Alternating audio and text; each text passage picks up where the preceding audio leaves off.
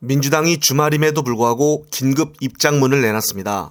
민주당 검찰 독재 정치탄압대책위원회는 27일 입장문을 통해 검찰이 구속을 무기로 회유 겁박했다며 검찰의 유일한 무기였던 뒤바뀐 진술마저 부당거래의 산물이었음이 드러났다고 말했습니다.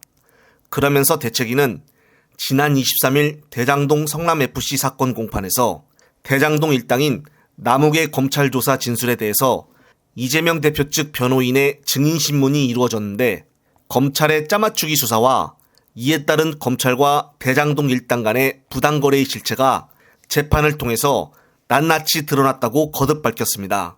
이어 충격적인 것은 유동규가 말하길 남욱의 진술이 뒤바뀐 이유에 대해서 당시 수사팀 방침에 따르면은 구속을 안 시킨다라는 그런 이야기가 있다고 들었다라고 말을 했다는 것입니다.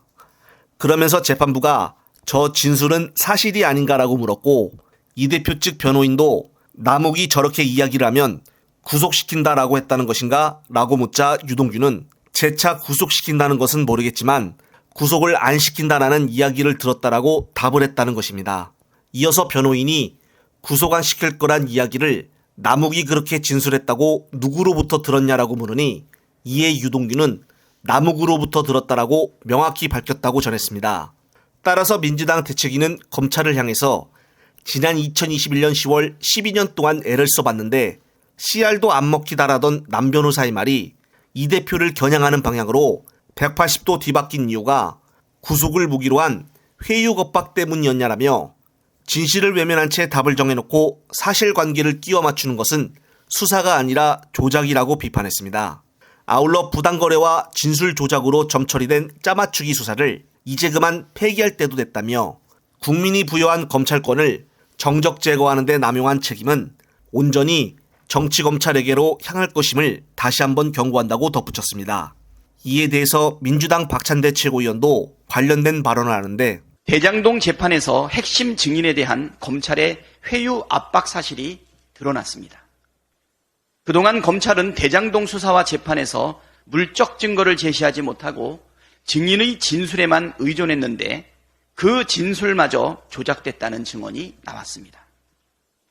대장동 일당 중 한 명인 남욱은 귀국하면서 취재진 인터뷰에서 이재명 대표에 대해 씨알도 먹히지 않았다고 말한 바 있지만 검찰 수사 과정에서 진술을 번복해 그 배경에 검찰의 회유가 있었던 것 아니냐는 의심을 산 바가 있었습니다. 그런데 남욱의 진술이 갑자기 변한 이유가 검찰의 구속 안 시킨다는 방침에 따라 이루어진 것이라는 증언이 지난 23일 재판에서 나온 것입니다. 이 증언을 한 당사자는 유동규였습니다. 유동규는 남욱이 미국에서 한 이야기와 한국에 들어와 한 이야기가 다르다면서 남욱의 진술이 뒤바뀐 이유로 그 당시 수사팀 방침에 따라 하면 구속 안 시킨다. 그런 이야기가 있다고 들었다고 말했습니다. 유동규는 그 이야기를 남욱에게서 직접 들었다고 밝혔습니다. 즉 검찰이 이재명 대표에게 범죄 혐의를 뒤집어 씌우기 위해 남욱과 부당한 거래를 통한 진술 조작을 했다는 뜻 아닙니까? 사실이라면 천인공노할 일입니다. 정치 검찰의 조작 수사 행태가 만천하에 드러나고 있습니다. 증거를 조차 진실을 밝혀야 할 검찰이 증거를 조작해 진실을 덮고 있습니다. 이 정도면 국기문란입니다.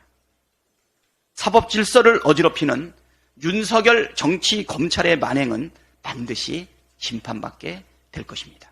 네, 그렇습니다. 이번 입장문을 통해서 보면은 유동규가 말했다라는 것에 더욱더 충격을 주고 있습니다. 앞으로 계속적으로 뒤바뀐 진술들이 나올 듯해 보입니다.